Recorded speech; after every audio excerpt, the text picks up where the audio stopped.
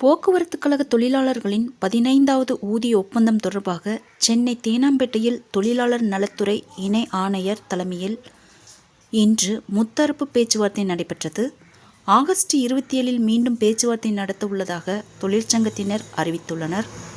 தமிழ்நாடு அரசு போக்குவரத்து கழகங்களில் பணியாற்றும் போக்குவரத்து கழக தொழிலாளர்களுக்கான 15வது ஊதிய ஒப்பந்த பேச்சுவார்த்தையை தொடங்க போக்குவரத்து தொழிற்சங்கங்கள் தொடர்ந்து வலியுறுத்தி வந்தனர்.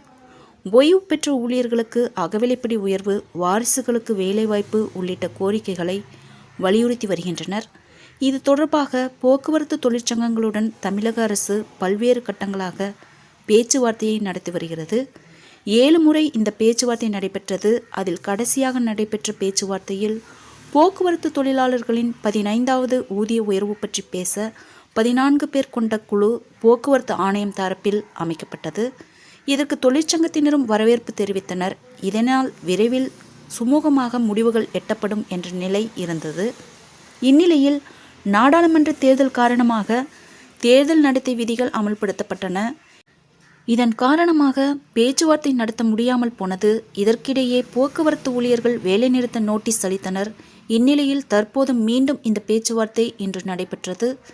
தேனாம்பேட்டையில் உள்ள டிஎம்எஸ் வளாகத்தில் தொழிலாளர் சங்கம் சார்பில் 8வது கட்ட பேச்சுவார்த்தைக்கு அழைப்பு விடுக்கப்பட்டது. அதன்படி தொழிலாளர் நலத்துறை இணை ஆணையர் தலைமையில் இந்த முத்தரப்பு பேச்சுவார்த்தை நடைபெற்றது. 27 தொழிற்சங்கங்களைச் சேர்ந்த நிர்வாகிகள் மற்றும் அனைத்து போக்குவரத்து மேலாண் இயக்குநர்களும் இந்த பேச்சுவார்த்தையில் பங்கேற்றனர். இந்த கூட்டத்தில் ஊதிய உயர்வு உள்ளிட்ட போக்குவரத்து தொழிலாளர்களின் கோரிக்கைகள் தொடர்பாக விவாதிக்கப்பட்டுள்ளது.